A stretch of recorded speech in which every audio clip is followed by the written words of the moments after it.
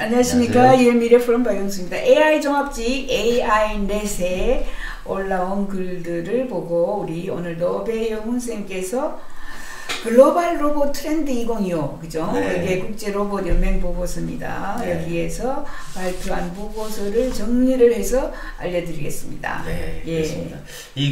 여러분들, 저도 이제 최근에 알게 된 건데, 국제 로봇 연맹, 옛날에 유엔처럼 연맹이라는 것도 있고 그랬는데, 그게 이제 IFR이라고 합니다. 그래서 여러분들이 IFR은 여러분들이 기억해 주니 좋을 것 같아요. International Federation of Robotics인데, 여기서 어떤 중요한 보고서가 나오면 매년 세계 로봇 보고서를 발간을 해요. 그래서 거기에 보면은 굉장히 로봇에 대한 어떤 통계치도 있고, 트렌드도 있고, 기술적인 것도 있고, 굉장히 많은 게 있어요. 그래서 제가 볼 때는, 이거는 정말 로봇을 하는 사람들이라면, 반드시 사서, 돈을 아무리 들더라도 사서 봐야 된다, 이런 이제 생각이 듭니다. 이게 지금 1987년도에 만들어졌으니, 이게 도대체, 로봇을, 그때 있었는지 모르겠는데, 굉장히 오래됐고요.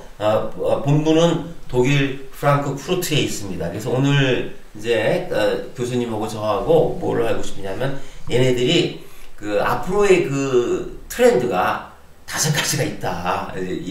로봇에 대한 5가지, 그 5가지 트렌드, 글로벌 이 트렌드에 대해서 이제 설명을 좀 하게 돼 있습니다. 네, 그래요. 그림까지 그려가지고 얘들이 지금 하고 있어요. 1번 인공지능이 물리적, 분석적, 생성적인 이런 트렌드는 이렇게 가고 있습니다. 라고 이야기하는 거예요. 네, 그러니까 이거는 왜 그러냐면 로봇이 지나가다 보면 센서가 맞잖아요. 그 센서가 다 센싱을 해갖고 데이터를 수집하잖아요.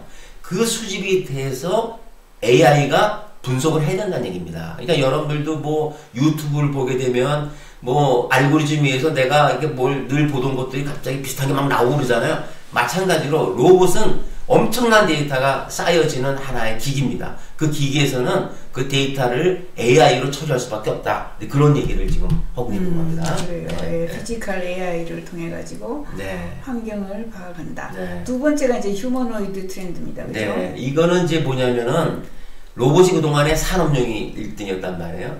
그 다음에는 이제 휴머노이드로 간다. 근데 이때 휴머노이드는 주로 지금까지는 산업용으로 사용했다 이거예요. 물건 나르고 딜리버리하고 이렇게 아까도 여러분들 보셨지만은 헬릭스 같은 경우에도 이제 집안일도 많이 하고 그런 산업용으로 했지. 지금 우리가 지금 추진하는 소셜 로봇하고는 좀 약간 거리가 다 멀어요. 그러니까 로봇이 이따가지 주로 그런 일을 좀 많이 한 거예요. 근데 여기서 이 보고서에서 뭐라고 그러냐면 산업용에서는 이게 좀 효과가 있을 텐데 그 외 부분에 대해서는 효과에 대해서는 약간 퀘스천을 갖고 있는 거예요. 그러니까 우리가 이 AGI를 가지고 소셜 로봇을 만들어서 거기서 성공한다면 지금은 저희가 가장 앞서갈 수 있다는 얘기입니다. 그러니까 그런 부분에서 휴머노이드를 보고 있습니다. 세 번째는 지속 가능성이 있는가, 에너지 효율성이 있는가 이런 쪽으로. 네네. 이게 에너지 효율성이라는 건 이제 결국 효율인데 로봇이 들어가면 산업 현장이 어떻게 굉장히 빨라지잖아요. 빨라지고 에너지도 절감이 되고 옛날에 100시간 걸리는 게 2~3시간밖에 안 걸리고 옛날에 1000kW가 걸리는 게 몇 킬로와트 이런 식으로 에너지가 굉장히 효율화되고 또 로봇 자체도 효율화가 되는 겁니다. 점점 옛날에는 이 배터리가 한 시간 30분 이밖에 안 되는데 지금은 4시간, 5시간을 사용할 수 있고, 그러니까 모든 것들이 효율화돼 가고 있다. 이런 것을 이제, 트렌드로, 얘기를 한 겁니다. 예, 그래서 태양광 패널이나 자동차 배터리나 이런 기술을 생산할 때 들어오는 거를 많이 이용하나 봐요. 네 번째, 로봇이 새로운 산업 분야가 된다. 네, 이거는 뭐냐면 이제 로봇이 그동안에는 대기업이 썼거든요. 자동차라든가 이런 데 쓰고 있는데 이제는 어떡합니까? 중소기업도 이제 사용을 해야 되는데 중소기업이 로봇을 구입하기에는 너무 비싸단 말이에요. 그러니까 이걸 어떻게 하냐면은 로봇을 라스라고 해서 로봇 애저 서비스라고 해갖고 이제는 우리도 그런 생각이 있지 않습니까? 이제 월 얼마씩 받고 빌려주는 식으로 한다는 얘기죠. 그래서 이러한 구독 시스템으로 하겠다. 그런 것들이 또 새로운 사업, 로봇의 새로운 사업 분야다. 이걸 또 얘기를 해주고 있는 겁니다. 또 저희 이건 맞다고 생각이 됩니다. 네. 네. 그 다음에 5번째는 노동력 부족으로 그죠 해결하는 이제 로봇이 노동력을 대체할 수 있다. 너무나 당연한 건데 로봇도 이게 크게 산업용 로봇이 있고요. 그 다음에 서비스 로봇, 그 다음에 세 번째 의료 로봇. 이 3가지 분야에 이제 노동력 부족을 해결하는데 크게 도움이 될 것이다. 이제 그런 얘기를 좀 하고 있습니다. 여기서 얘기하는 미국, 일본, 중국, 대한민국에 지금 노동력을 대체할 수 있을 것이다. 이렇게 이야기를 합니다. 네. 그 다음에는 공장의 글로벌 로봇 밀도가 7년 만에 2배로 증가했다. 자, 공장이 전부 이제 로봇 갖다 대는 거예요, 그죠? 그렇죠. 그렇습니다. 예, 이것도 IFR에서 지금 세계 로봇 데이터에서 데이터 점점 많아진다라는 이런 겁니다. 지역별 로봇을 한번 보면은 유럽연합의 로봇 밀도가 지금 현재 5.2% 증가했고 스웨덴, 덴마크, 슬로베키아 세계 상위 10위권 안에 든다. 북미의 로봇 밀도는 4.2% 정도 증가했고 뭐 미국도 증가하겠죠. 10위 안에 들어가고 아시아 제조 많겠죠.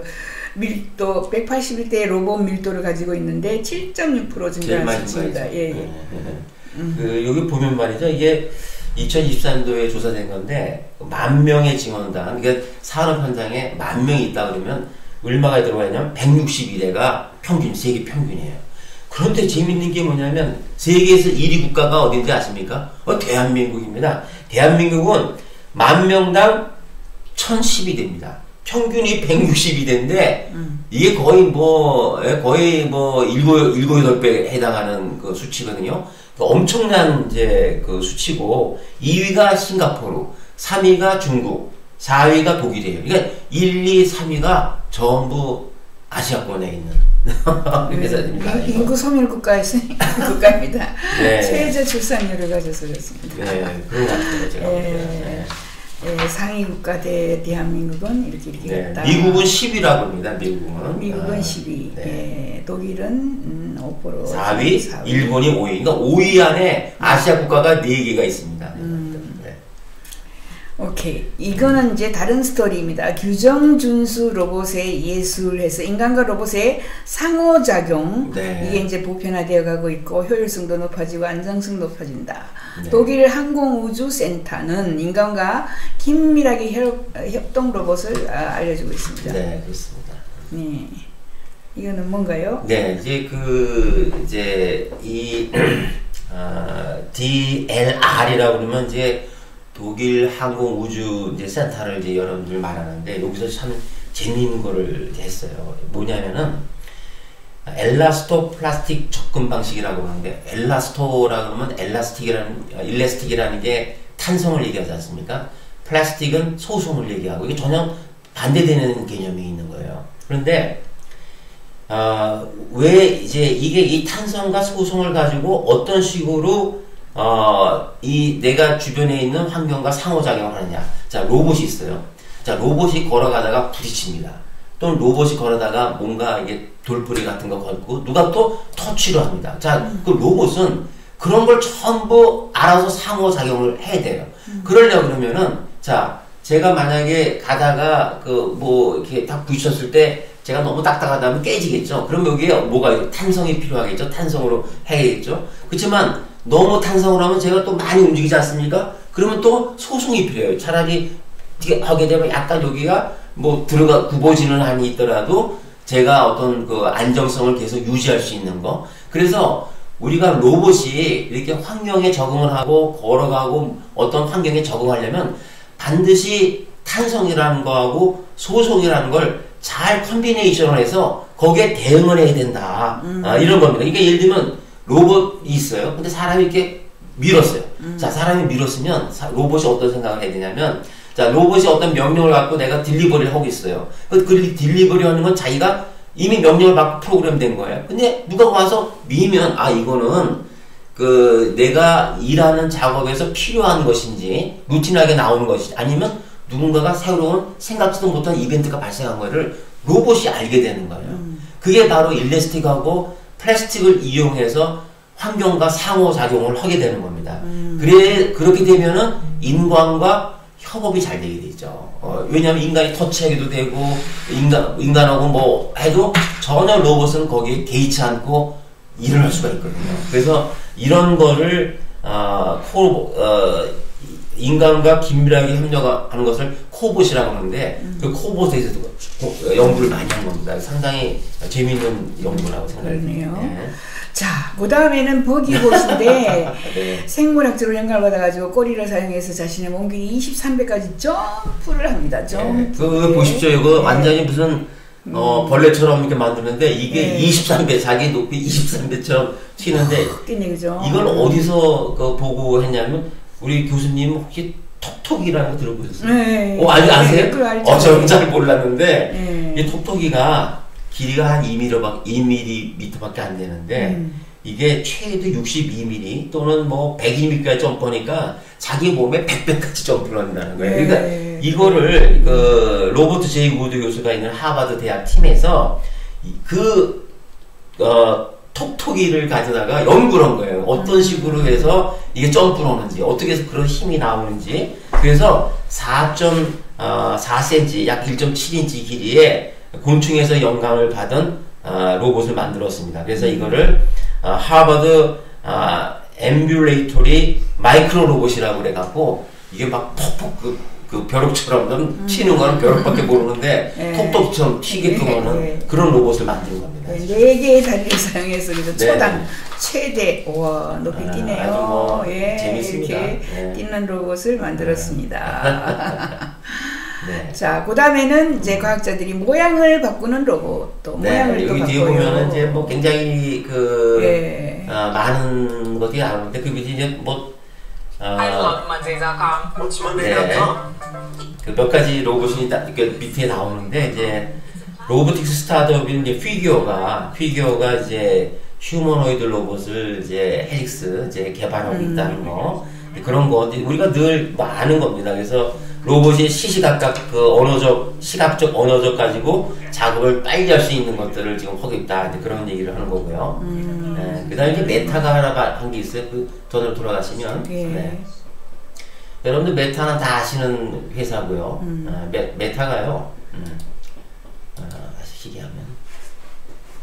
메타가 그 아리아 젠 2라는 것을 출시했는데 그게 그 차세대 스마트 글래스예요. 여러분들 그걸 써보신 분이 있는지는 이게 잘 모르겠는데 AR 안경의 최신 버전입니다. 그래서 이 PPG 센서라는 걸 통해서 심박수도 알게 되고 그다음에 제가 눈을 이렇게 막 굴리면 눈이 어느 위치로 가고 어디를 보고 있구나 이런 것도 알고 그다음에 한 75g밖에 안 되는 건데 착용자의 음성과 주변의 모든 사람들의 사람을 구별할 수가 있어요. 그래서 그런 모든 것들을 가지고 뭐 시각장애인한테 얘기를 하는 거예요. 지금 앞에 뭐가 있으니까 좌측으로 가라, 멈춰라 이런 걸로 쓸 수가 있는 겁니다, 여러분들. 그래서 스마트 이 안경에 대해서는 저는 한 번도 써보지 않았지만 여러분들이 관심 갖고 한번 구매를 해서 한번 써보시죠. 75g밖에 안 된다. 그 다음에 이제 또 에프로틱 닉이라고 이제 제가 또 많이 그 얘기를 했는데 그 위에 있습니다. 그 위에 보면은 더 올라. 여기 있습니다. 여기. 에프로딕스. 여기는 이제 그 제이빌하고 그 계약을 맺어갖고 아폴로라는 로봇을 만들었거든요. 그래서 그거를 이제 테스트를 좀 하고 있다. 이제 이건 뭐 텍사스 보스턴에 있는 회사인데 얼마 전에 2월에 구글로부터 3억 5천만 불을 받았다 합니다. 이제 아주 좋은 거고요. 그 다음에 이제 그립 나오죠? 그립 업기. 그 생츄리 AI는 제가 아까 뭐랬죠? 캐나다 회사인데 이거 손에 대가라고 했죠? 손을 로봇 손에 손재주. 네, 아주 인간 수준의 손재주를 내는 아주 그 우수한 거를 만들었다. 이제 이래갖고 실제적으로 그런 손재주가 좋으면 할 일이 많잖아요. 뭐 그런 거죠.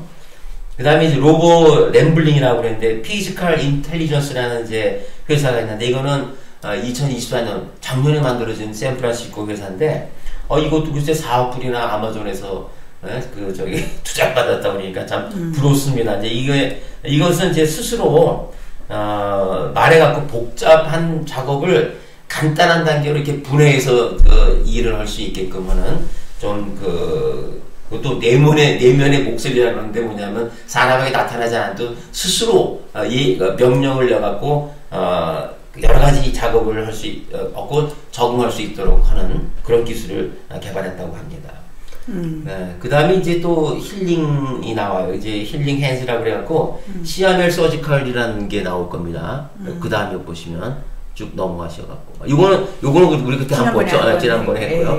그 다음에 여기서 보면 힐링 힐링 핸즈라 그러면 그 CMR 서지컬은 영국 캠브리지에 있는 의료 로봇 만드는 데거든요. 이 의료 로봇은 이게 개복 수술을 한다든가 이런 것들에 벌써 3만 건 이상 이게 해갖고 여러분들 세계 1위는 아시죠? 다빈치라고 그 의료기가 제일 많이 쓰이고 있는데 다빈치가 2000년도에 FDA를 받았으니까 벌써 그 20년 전에 벌써 받았는데 얘네들은 작년에 받았어요, FDA를. 그래갖고 갑자기 이제 다빈치에 의해서 2위 자리를 지금 입지를 굳혔다고 합니다. 그래서 이제 앞으로 두 개의 제품이 로봇 그 수술이나 이런 쪽에 많이 쓰일 것 같습니다. 제가 볼 때. 그러네요. 그 다음에 데스독이라고 있습니다. 여러분들 데스독은 중국이 말이죠. 그 11명 로봇견을 만들어서 실제로 거기서 총을 거기다 장착을 하고 총까지 쏩니다. 그래서 드론하고 로봇견하고 같이 협업을 해갖고 적을 제압하는 그런 것들을 지금 만들고 있다고 합니다. 전쟁 로봇이. 네, 전쟁 로봇을 만들고 있다고 합니다. 해양 모니터. 네, 해양 모니터는 그 막스 플랑크 연구소는 굉장히 유명한 데입니다. 이건 독일에 있는 아주 대표적인 기초과학 연구소인데 여기서 노벨상이 4명이나 나왔는데 여러분들이 잘 아시는 아인슈타인도 여기서 출신입니다. 그래서 그리고 또 이 막스 플랑크라는 그 이름은 양자학의 대학입니다. 양자역학에. 그래서 이런 분들이 편형 동물을 모방한 작은 수영 로봇을 만들어 갖고 소리도 안 나게 아주 뭐 그렇게 살랑살랑 목적지로 가게끔 하는 이것도 뭐 여러 가지로 쓰일 수 있겠죠. 조용히 갈 수가 있으니까요. 그래서 이것도 이제 좀 재밌는 거고요. 그 다음에 그 서브 로보틱스가 마이애미에서 자율주행 식품 배달 서비스 시작했다 하는 건데 이것도 이제 2021년에 만든 회사인데 다들 뭐 2020년도에 다 그러니까 요즘 이제 시작한다고 여러분들 보시면 되는데 이걸 자율주행 식품 배달 서비스를 가지고 지금 2,000대를 만들어서 로봇 배달을 지금 하고 있다 그런 얘기입니다. 그래요. 마지막으로 또 유니트리 얘가 지금 쿵푸 마스터 쿵푸 아까 마스터 보셨죠? 아까 보고 있고 이번 주 소셜 트렌드가 있고 뭐 이런 정도로 하겠습니다. 여기까지 자 탑5 글로벌 로봇 트렌드하고 다양한 이제 로봇 회사들이 뭐 무슨 짓을 하고 있나 정리를 한번 해보았습니다. 여기까지 박영숙의 미래TV, AI넷 박영숙TV 구독, 좋아요 부탁합니다. 감사합니다.